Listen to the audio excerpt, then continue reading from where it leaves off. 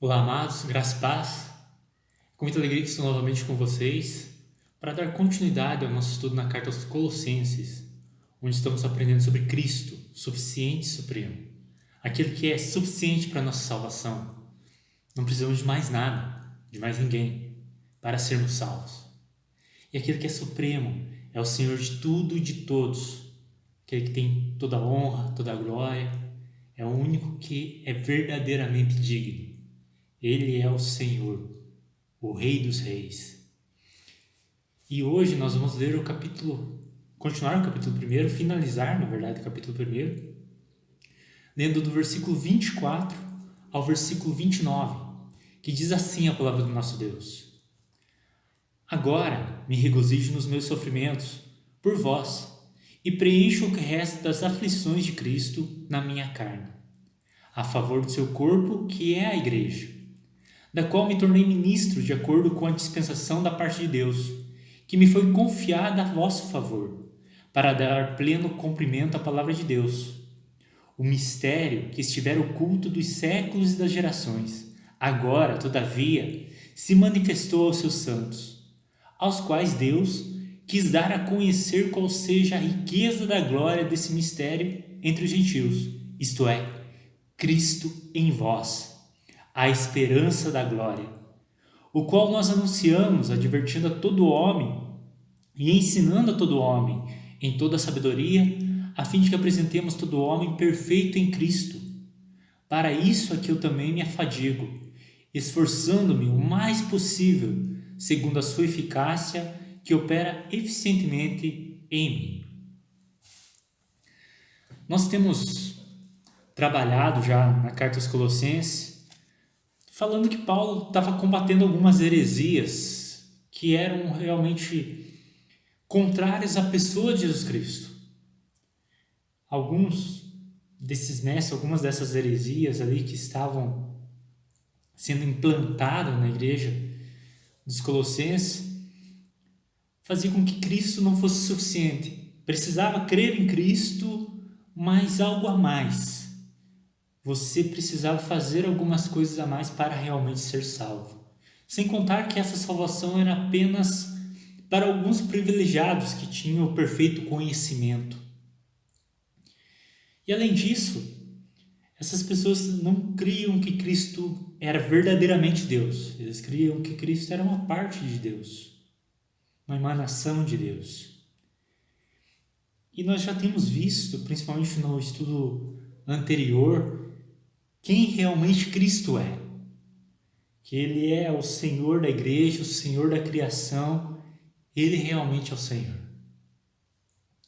E agora Paulo ele aponta para Ele, para os seus sofrimentos, para seu ministério, para a sua vida. E isso serve para nós também, como crentes, aprender com Paulo o que Paulo fazia na vida dele, para fazermos na nossa vida também, para colocarmos isso em prática. E a primeira coisa que me chama a atenção nesses versículos que nós lemos, já está no versículo 24, onde Paulo diz: agora eu me regozijo, ou seja, eu me alegro. Só que é interessante no que Paulo se alegra: nos meus sofrimentos por vós. Paulo ele tinha uma alegria, mas não uma alegria masoquista de alguém que gosta de sofrer. A alegria de Paulo nos sofrimentos era o motivo pelo qual ele estava sofrendo. No caso, na época, sofrendo pelos gentios, aqueles que não faziam parte dos judeus, para os quais Paulo foi chamado a pregar. Em outras palavras, Paulo se alegrava em sofrer por aqueles por quem ele foi chamado a compartilhar o Evangelho. E aí ele continua dizendo: e preenche completo o que resta das aflições de Cristo. Cristo ele sofreu por nós, sofreu pela igreja. Agora a igreja deve sofrer por ele. Cristo ele veio ao mundo, deu a vida por nós, para que todo aquele que nele creia não pereça, mas tenha a vida eterna. Só que quando Cristo morreu, subiu aos céus, ele deixou um mandamento para a igreja: ide, portanto, fazer discípulos de todas as nações, ensinando-nos a guardar tudo o que vos tenho ordenado. Então, fazei discípulos de todas as nações. Pregar o evangelho a toda criatura. Essa é a missão da igreja. Essa é a missão da igreja, a qual vai muitas vezes levar a igreja ao sofrimento, ao abandono do eu, dos desejos, das vontades.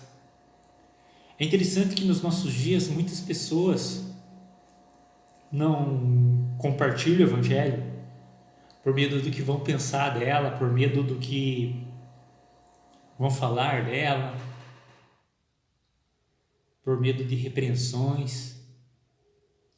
Paulo ele se alegrava, e não só Paulo, quando nós lemos Atos, nós vemos que os demais irmãos, os demais apóstolos, eles realmente tinham alegria de sofrer por Cristo, por amor a Cristo. Hoje, boa parte daqueles que se dizem cristãos estão acomodados na sua zona de conforto e não pregam o evangelho para ninguém. É, no mínimo, um cristianismo estranho, que não faz parte da Bíblia, que não está de acordo com a palavra de Deus. E quando eu falo pregar o evangelho, não é levar pessoas para a nossa igreja, mas sim falar sobre Jesus Cristo. Compartilhar sobre Jesus Cristo. Paulo ele fala que ele preenchia esse sofrimento na carne dele, a favor do corpo, que é a igreja. O cristão, ele tem que realmente compartilhar o evangelho com as pessoas e fazer coisas em favor do corpo, que é a igreja. Hoje custa muito pouco, principalmente no Brasil, né? Ainda há países onde há perseguição realmente, onde custa tudo para as pessoas serem cristãos, mas no Brasil custa muito pouco, digamos assim, para alguém fazer parte de uma membresia de uma igreja. A pessoa vai lá no domingo, bate o cartão, volta para casa, vive a semana dela como se nem fosse cristã, e vai no outro domingo, bate o cartão na igreja. Não há um custo. Não custa para essas pessoas se dizerem evangélicas, se dizerem cristãs. Só que é estranho porque Jesus diz que aquele que quer vir após ele deve negar a si mesmo, tomar a sua cruz, ou seja, sofrimento, morrer para o eu, morrer para os desejos, morrer para a vontade. Isso é cristianismo básico. E Paulo ele nos mostra que sofrer por Cristo deve até gerar uma alegria no cristão. O sofrimento em geral para o cristão é algo diferente.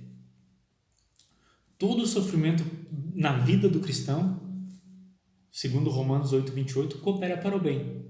Porque lá diz que todas as coisas cooperam para o bem daqueles que amam a Deus, daqueles que são chamados segundo o seu propósito. Então até mesmo a pandemia que estamos vivendo, até mesmo uma perda de emprego, seja qual for a situação, uma doença, uma enfermidade terminal, na vida do cristão coopera para o bem dele. Leva ele à maturidade, ao crescimento, a ter mais vida com Deus, a ser mais parecido com Jesus Cristo. Então o sofrimento para o cristão é diferente do sofrimento das pessoas do mundo.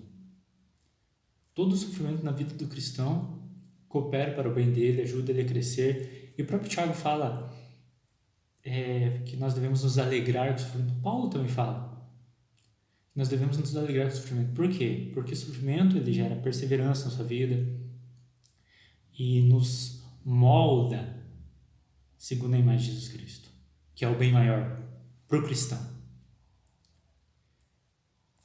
Quanto mais sofrer por Cristo, por compartilhar o evangelho, por pregar o evangelho, por levar outras pessoas a conhecerem Jesus Cristo, a crescerem no conhecimento de Jesus Cristo, isso deveria trazer mais alegria no nosso coração. Hoje mesmo eu vi uma postagem ali dizendo assim que se as pessoas têm levado as pessoas a gostarem da igreja ou criar ranço da igreja. É interessante uma postagem dessa porque parece que os crentes deveriam agradar todo mundo para que as pessoas não tenham ranço de nós. Mas quando nós vivemos o Evangelho de verdade, Paulo diz que todo aquele que quer viver de maneira piedosa será perseguido. Então, o Evangelho, quando vivemos o Evangelho, procuramos viver o Evangelho, há pessoas que vão tirar sarro de nós, há pessoas que vão nos perseguir, há pessoas que vão falar mal de nós. Porque, naturalmente, as pessoas não querem saber do Evangelho. Não sentem desejo disso. Porque elas não têm a fé ainda gerada pela pregação do Evangelho. Porque em Romanos, Paulo diz que a fé vem pelo ouvir e ouvir a pregação da palavra. Então, quando nós pregamos a palavra, Deus opera no coração das pessoas para que elas comecem a ser mudadas, a ser moldadas e a desejarem ouvir mais o Evangelho de Jesus Cristo. Mas, naturalmente falando, as pessoas não querem ouvir. E nem todas que nós pregarmos vão querer ouvir. Porque não é em todas as pessoas que Deus vai operar esse milagre. Mas quando houver perseguição, quando houver afronta, por nós estarmos pregando o Evangelho, por nós estarmos falando de Jesus Cristo para as pessoas, devemos nos alegrar com isso. Porque estamos sofrendo por amor a Ele, por aquele que sofreu por nós, por aquele que deu a vida por nós. O sofrimento de Paulo era em favor das outras pessoas. Nós não devemos nos alegrar quando estivermos sofrendo por algo que nós erramos, falhamos e estamos sofrendo por causa disso e vamos nos alegrar com isso. Ou nos alegrar por causa do sofrimento em si. Isso é masoquismo, não é cristianismo. A alegria do cristão no sofrimento e por causa do sofrimento é por causa daquilo que foi gerado, que gerou o sofrimento. A pregação do Evangelho, o crescimento de outras pessoas, pessoas conhecerem Jesus Cristo, nós mesmos crescermos na graça e conhecimento de Jesus Cristo. Então é nisso que se baseia a alegria do cristão, em que Cristo está sendo glorificado em nós, não no sofrimento em si. E aí Paulo continua que essa igreja, ele se tornou ministro dessa igreja. A palavra ministro aqui é diáconos, ou seja, aquele que serve. E aí ele continua dizendo de acordo com a dispensação da parte de Deus. Paulo está dizendo que ele é como se fosse um mordomo, aquele que era responsável pela dispensa de Deus, da casa de Deus. E que ele deveria compartilhar com os demais conservos do seu Senhor o alimento. No caso, o alimento que seria a palavra de Deus. Tanto que ele continua para dar pleno cumprimento à palavra de Deus. Então nós cristãos, foi revelado a nós, como ele vai dizer mais para frente, a questão do mistério de Cristo, e nós nos tornamos esses ministros uns dos outros, esses servos uns dos outros, que devem compartilhar, levar esse alimento àqueles que ainda não têm. Há uma frase que eu gosto bastante, não lembro o autor dela, que diz que evangelismo é um mendigo levando outro mendigo o alimento, contando para outro mendigo onde tem alimento, e na palavra de Deus tem alimento para as nossas almas. É essa dispensa que Paulo falou que foi confiada a ele a favor da igreja dos Colossenses, mas também é confiada aos cristãos para compartilhar com o mundo caído. E aí ele fala o mistério, versículo 26, o mistério que estivera oculto nos séculos e das gerações, agora todavia se manifestou aos seus santos. Todo o Antigo Testamento apontava para Jesus Cristo, mostrava que o Cristo de Deus viria, que o Messias viria para redimir, para salvar o mundo, mas ainda era um mistério para eles, ainda estava oculto para eles. Até que na plenitude dos tempos, Jesus vem ao mundo, se revela realmente quem Deus é. Toda a plenitude de Deus está em Cristo Jesus. E aquele mistério que estava oculto agora é revelado. E ele é manifesto aos santos, aquele que Deus separou para ele mesmo. Se você já está em Cristo Jesus, foi revelado a você esse mistério em Cristo Jesus. Esse Cristo, que é a plenitude da palavra de Deus, que é realmente a revelação da palavra de Deus, o ápice, o ponto mais alto da revelação de Deus é Cristo Jesus. E o versículo 27 diz assim: aos santos, Deus quis dar a conhecer qual seja a riqueza da glória desse mistério entre os gentios, entre aqueles que não faziam parte do povo de Deus. Isto é, Cristo em vós. O fato de Cristo estar habitando em nós é a riqueza desse mistério, é a glória desse mistério. O fato de Cristo, o Deus Todo-Poderoso, na pessoa do Espírito Santo, estar habitando na vida de todo cristão hoje é uma riqueza gloriosa que foi revelada aos seus santos. Veja que privilégio nós temos. E aí nós ainda temos o privilégio de poder compartilhar isso com as demais pessoas, para que outras pessoas tenham Cristo habitando nelas. Todo cristão, sem exceção, tem o Espírito Santo de Deus habitando nele. Todo cristão, sem exceção, tem o Deus Espírito habitando nele. E Cristo, por meio do Espírito, habitando nele. Nós somos templo do Espírito, habitação do Espírito. Isso é fantástico, é maravilhoso. E aí, ele finaliza dizendo assim, esse versículo: a esperança da glória. O fato de Cristo estar habitando em nós por meio do Espírito Santo, de nós termos sido selados com o Espírito Santo da promessa, isso nos garante a glória eterna. Nós podemos esperar, ter a certeza que um dia habitaremos para sempre com Ele, porque hoje Ele habita em nós. O Deus conosco, o Emmanuel, nos garantiu a vida eterna. E hoje nós somos selados com o Espírito Santo da promessa, que está em nós, nos santificando, nos moldando, nos transformando e nos concedendo essa esperança que um dia habitaremos para sempre com Cristo. Por isso eu posso me alegrar, mesmo em meu sofrimento. O próprio Paulo diz lá em Romanos que ele tem por certo que os sofrimentos do tempo presente não são dignos de ser comparados à glória a ser revelada em nós. Paulo, aquele que foi chamado para sofrer por Cristo, nenhum de nós teve um chamado igual ao de Paulo. E nem mesmo os apóstolos, os demais apóstolos tiveram um chamado igual ao de Paulo. Quando Paulo é chamado, o próprio Senhor Jesus fala assim, que eu vou mostrar para ele o quanto importa sofrer por amor ao meu nome. Então Paulo ele já é chamado realmente, o chamado dele é para o sofrimento. Nenhum de nós foi chamado no nível do sofrimento de Paulo, mas todos nós fomos chamados para sofrer pelo amor a Cristo.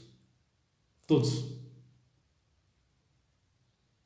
Mas mesmo em meio ao sofrimento nós temos essa esperança que um dia habitaremos para sempre com Ele, que um dia estaremos para sempre com Ele, que um dia estaremos num lugar onde não há mais sofrimento, não há mais tristeza, não há mais dor, não há mais morte, por causa do que Cristo fez por nós, por causa desse mistério maravilhoso revelado a nós em Cristo Jesus. E cabe a nós compartilhar esse evangelho com outras pessoas para que eles tenham essa esperança também, a esperança da glória. Daí versículo 28 diz assim: o qual nós anunciamos, advertindo a todo homem, ensinando a todo homem em toda sabedoria, a fim de que apresentemos todo homem perfeito em Cristo.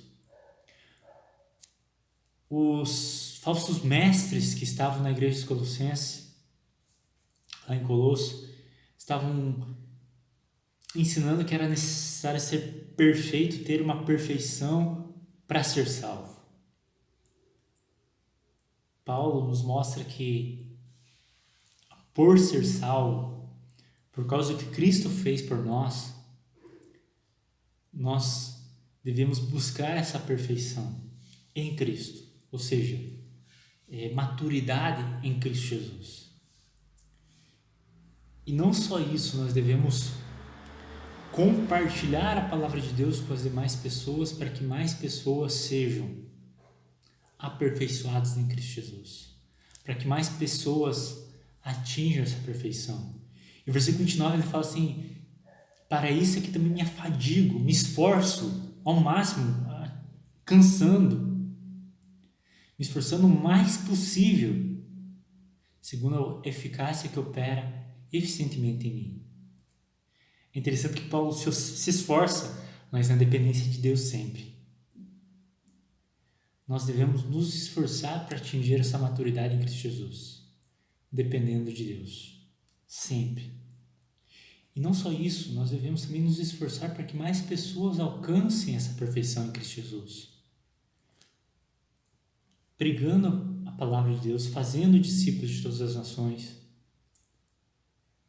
Esse é um dever de todo cristão. Todo cristão foi chamado para fazer discípulos. Todo aquele que é discípulo de Jesus deve fazer discípulo de Jesus. Deve gerar discípulo de Jesus. Desse Jesus que é o Senhor, que é suficiente, que é supremo. Desse Jesus que deu a vida por nós, que morreu no nosso lugar, que morreu a nossa morte, que levou sobre ele toda a ira de Deus que seria derramado sobre nós. Desse Jesus que hoje recebeu toda a autoridade no céu e na terra. E é nessa autoridade que lá em Mateus 28 ele fala: portanto, ide fazer discípulos de todas as nações, ensinando-os a guardar tudo o que vos tenho ordenado. É isso que nós devemos fazer como cristãos.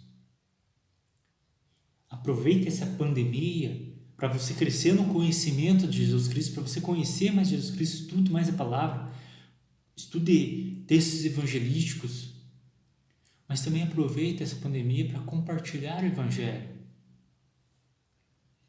Use as mídias sociais, use Facebook, WhatsApp, Instagram. Se possível, grave vídeos e envie para os seus familiares, grave áudios e envie para os seus familiares, para os seus amigos, compartilhando o evangelho. Ensinando as pessoas onde elas devem depositar a sua esperança. Jesus, esse Cristo, é a esperança da glória. Só nele nós podemos ter a vida eterna, a certeza da vida eterna. E é nele que nós crescemos espiritualmente, é nele que nós amadurecemos espiritualmente. É nele que nós vivemos e existimos. Então compartilhe esse evangelho com as demais pessoas. Fale desse Jesus, desse Cristo que morreu por nós, mas hoje vive eternamente e está sentado à destra de Deus Pai, reinando sobre tudo e sobre todos, que é o supremo Senhor de tudo e de todos. Compartilhe esse evangelho com as demais pessoas. Fale desse Jesus para as demais pessoas. Isso vai muitas vezes gerar desconforto, pode gerar sofrimento, mas é uma honra sofrer por Jesus Cristo. Sofrer por aquele que sofreu por nós. Nós devemos viver para Cristo, não para nós mesmos. E isso vai levar à renúncia, vai levar à morte do eu, vai levar a abandonar algumas coisas que gostamos, que amamos. Vai levar até às vezes, aqui no Brasil é difícil, mas pode acontecer. Até às vezes de alguns familiares seus, alguns amigos seus, deixarem você de lado, não gostarem mais de você. Isso tudo pode acontecer. Jesus deixou isso claro para os seus seguidores. Mas Jesus também deixou claro que aquele que quer ganhar a sua vida, ou seja, quer viver segundo os seus próprios interesses, segundo os seus próprios desejos, segundo a sua própria vontade, vai perder a sua vida. Mas aquele que perder essa vida por causa de Jesus Jesus e do Evangelho, do Reino de Deus, vai ganhar a verdadeira vida, que é a vida eterna.